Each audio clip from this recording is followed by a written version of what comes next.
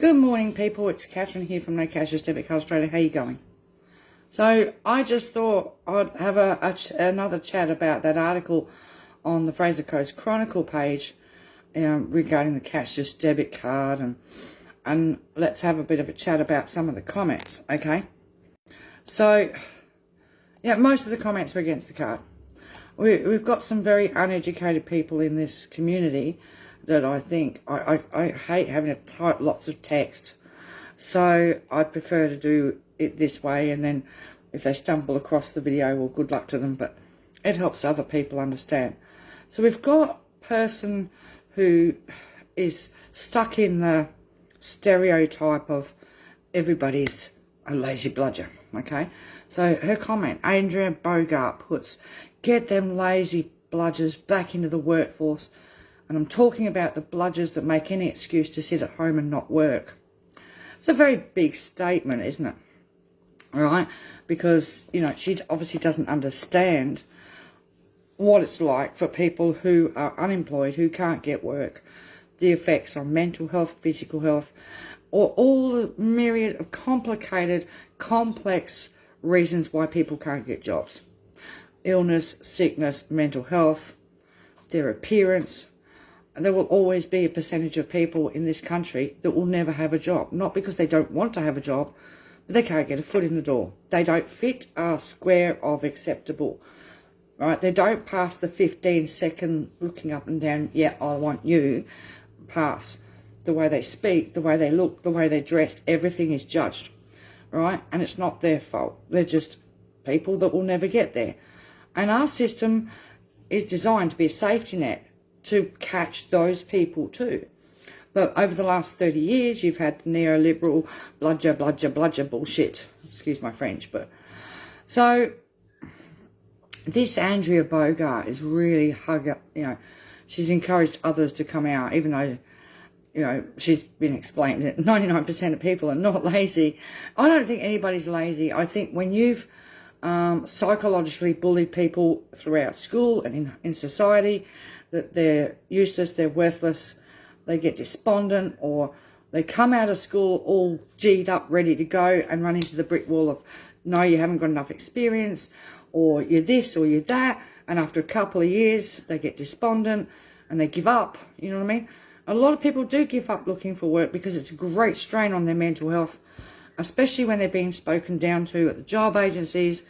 Centrelink, people are talking down to them, condescending, right? And then you've got the media, welfare bludgers, and this and that, and all the rest of the stigma that piles in on top, okay? Majority of people always want to work. And then we've got people who are disabled that can't get on a disability support pension, don't get the option, you know? So people like Andrea Bogart, I don't know whether she's just, I don't know why these people can't see out of the box, right? Life is not all about working anyway, all right? So she claims that she's met a few in her time who have never worked and prefer to sponge off the government. They desperately need a shake-up. Sounds like an absolute liberal, doesn't she? All right? She doesn't give a hoot about... She doesn't know what those people's backgrounds are, the shoes that they... You know, the journey they've walked. She doesn't walk in their shoes. She doesn't care to. She's just full of judgment. All right? But then somebody else jumps in and goes, they should send them out fruit picking. Well, that's fine. You need transport to get to the farms, and they need to be paid award wages. And at the moment, there's a big bung fight in Bundaberg, right, that Keith Pitts let go on for years in regards to the international workers they've brought in, and they're being paid slavery wages. Okay? And remember, it was all piecework, and you know, all your money goes in accommodation, and even like the job agencies would not send people on unemployment in this region to apply for farming picking work because it didn't pay a wage. Anyway, but you've got all these people who are uneducated who don't know things, and half the time they don't want to know. So this Andrea Bogart comes back. Farmers are finding it hard to find help, even clean up the streets post floods. You know what I mean? And then it's like, send them nut picking and I said, well, then pay them award wages, not a Centrelink income for the work. So this woman comes back to me and says, they can just volunteer their services to earn their Centrelink payments. That really irks me, because I'm sure, Andrea, I can tell you right now, would your husband go for work for the dole, for the Centrelink, and never have a job that pays award wages because he's too busy working for Centrelink wages, doing the same labour, but never getting the award wages? When somebody says that to me, they obviously don't understand how much or how little Centrelink payments are, so she doesn't understand, or she wants slavery. She wants people who can't find award wage jobs to work, right, and give up their labour for Centrelink payments. But that Centrelink payments don't come with work cover, superannuation contributions, right, and workers' protections. And when people come up for their 25 hours a week work for the dole, they're not covered and they're not getting paid wages. And it's up to the job agencies these days, even if they get the $20.80 extra payment for doing that 25 hours a week, which is supposed to help towards transport and food. It's never changed in 26 years, because I can remember even back then a friend of mine who, she had a little commission paid job that was helping her along. She was on what was back then New Start, waiting for a compensation payout, and she got called in for work for the dole, and they made her quit her commission paid job to do her work for the dole, and that ended up costing her $60 a week in petrol to get to her work for the dole, which she really couldn't afford out of her payments. So she was financially worse off. She lost her job, and people go, oh no, that can't happen. It's like, yes, it can, and it does, right? Under Liberal governments, it does. Okay, when Labor got in last time, they scrapped work for the dole because it's slavery. Now, Centrelink payments are kept low to keep wages low. So it burns the workers, right? And this is what Andrea Bogart doesn't understand. And I said to her, I said, so you want the new minimum wage to be Centrelink income with no work cover, no super, and no workers' protections. They can just volunteer their labour for Centrelink money. And I said to her, do you even know how low the Centrelink payments are? And all it does is keep wages down. You want people to work, then you need to pay them award wages. They need a livable income to get off Social Security. Now, if you're a parent, say you're in a couple, and you're on this stinking card, the only way you can get off of it is for your family to be earning over $100,000 a year, so that you're not getting any family payments or tax A and B. You know what I mean? The only jobs I know of here are aged care casual, right? Hospitality casual. I don't see $100,000 a year jobs lying around for ordinary people who don't have bachelor degrees and, and stuff like that, that are not doctors and lawyers, So this fallacy, they don't seem to understand. And a couple of people have brought it up on the page. They work and they're on the card. Or their kids are working and on the card. These people can't seem to get it. But it really irks me when somebody like Andrea Bogart wants people to give up their labour for Social Security payments, minimum wage. That would be an employer's wet dream, because you could do away with 120 years of union labour, union work to get protections in place and award wages sorted, right? Yeah, just pay everybody Centrelink payment as wages, and then nobody can eat. No one can pay rent. No one can buy food. No one can afford anything. But you've got them working 25 hours a week minimum, and no super contributions, and then you'll whinge because they go on the pension, well, they don't have any super. And this normally comes from people that have been fortunate in life to have work all the way through their lives, or from a lot of people I've met in the past where wife has actually not worked, hubby's had a really good job, and wife's been able to do whatever she wanted, and she's making the judgments. I find these sort of people who make these sort of statements have actually not worked full time all the way through their lives, but they've had the luxury of having a supportive husband that had a bloody good job, so they were free to do other things as well, you know what I mean? And then they poke at everybody else, right? You know, so people advocating for Centrelink to be the new minimum wage disgust me. They are advocating for slavery. Now, in this context, you're advocating not only for slavery, but for forced income management. So the pittance that people are expected to slave for is trapped on a privatised, forced third-party income management card, right? So they don't have the freedom. And because they're busy doing their slave work, it's like the CDP program for First Nations peoples, where that was 25 hours a week, 48 weeks of the year. That made sure they didn't have time to look for an award wage job, and they were kept on job seeker or New Star wages, right? Slavery wages on income management like Basics card or Cashless debit card, right?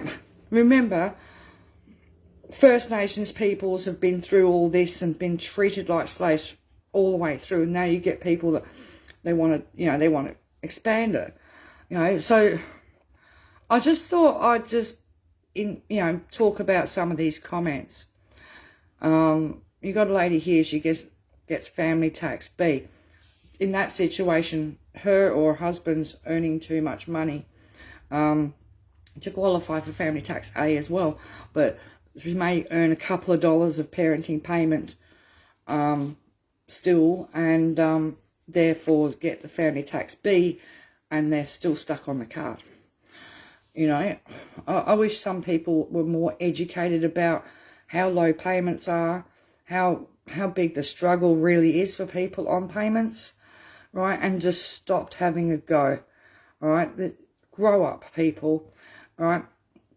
Because you've got a lot of people that really do want to work, but I can tell you something.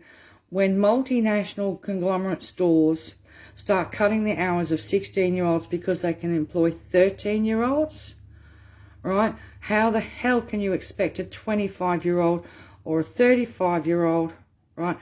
I'm talking the card age group here, to get 25 hours a week.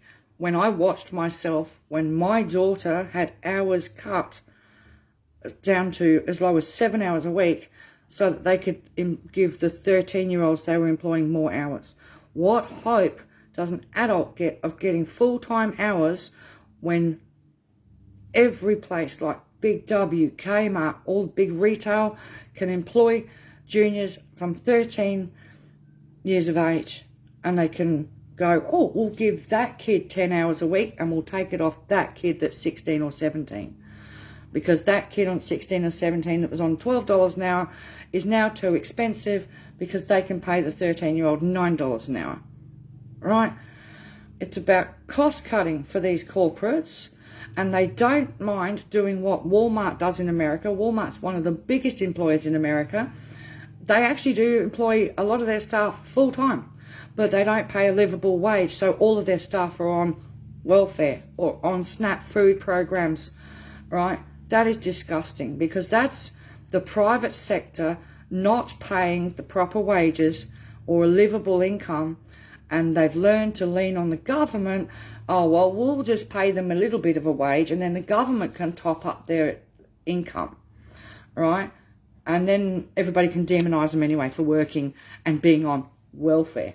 I prefer to use the word Social Security, and it needs a lot of fixing, you know. So big business in Victoria are bulking over Town Andrews, wanting to give casual and insecure workers 5 days sick leave per year.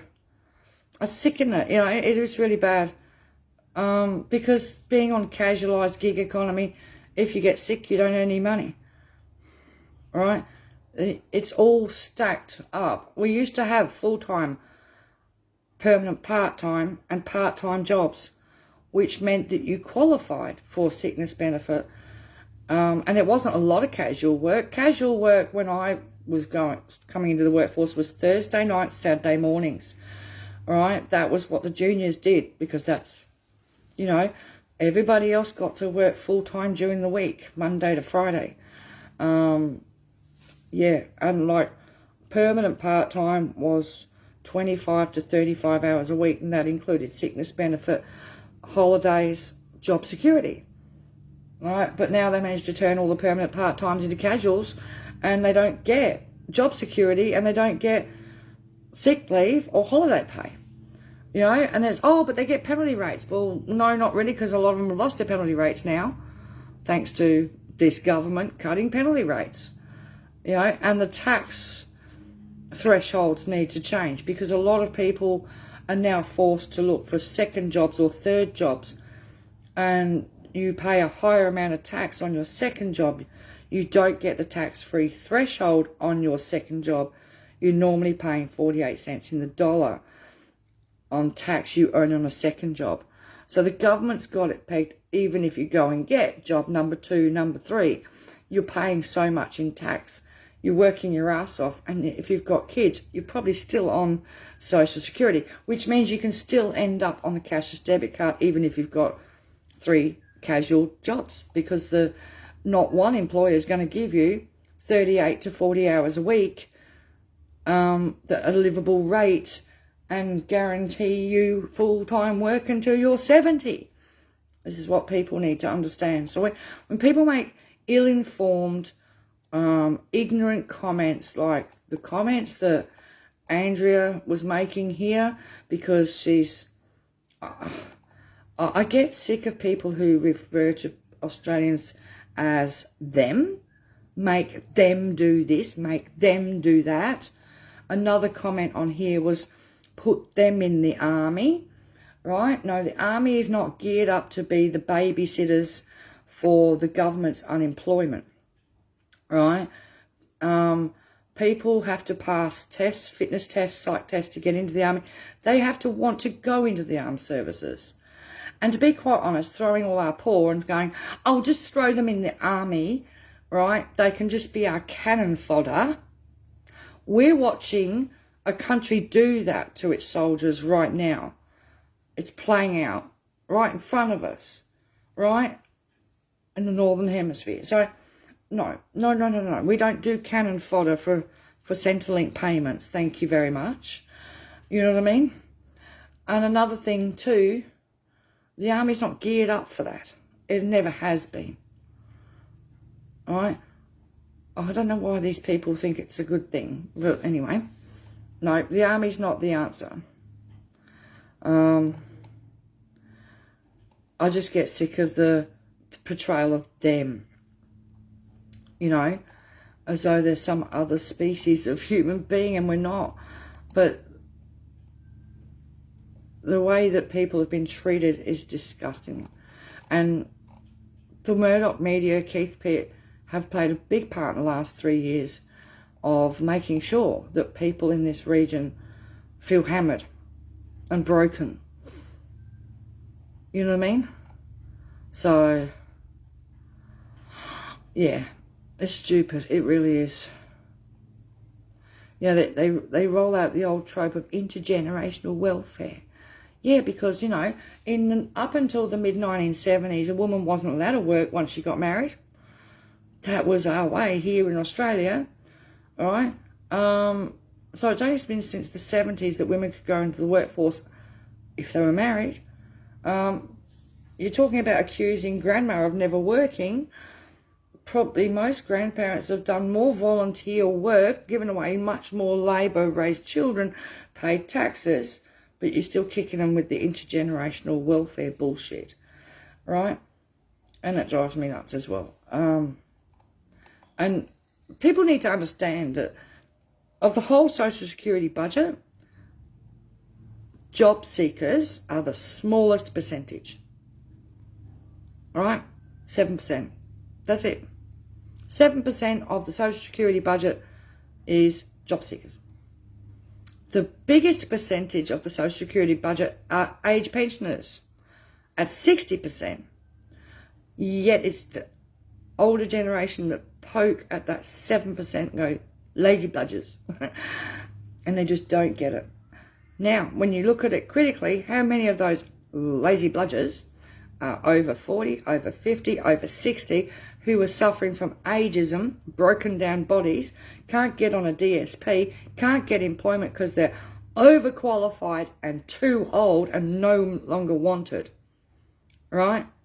40%, 50% of the unemployed workforce is like that. This again shows how uneducated these people are in regards to who's actually on job seeker and who's actually a job seeker and an able-bodied one and looking for work. That's all I wanted to say, guys, because I hate it when people are just painted as bludgers and lazy. I've watched the vilification from the Fraser Coast Chronicle, from the Newsmail, for the last, 5 years we've been doing this fight against the cashless debit card in this region. And for 5 years it's been welfare bash, welfare bash, welfare bash. Right? Keith Pitt doesn't deserve his seat. And he has enabled and emboldened people, encouraged people to vilify people on social security in his community. And he thinks that's a good thing. No, Keith, it's not a good thing. Right? I've noticed the trolls are a few far between. Their language isn't quite as nasty as it was before, right? Because you've got more people now that are awake to what's going on. But, yeah, that's all I wanted to say.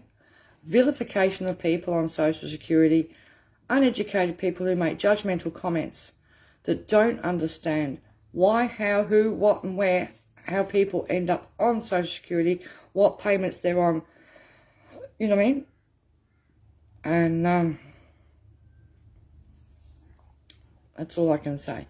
All right, I'll talk to you guys later. See ya.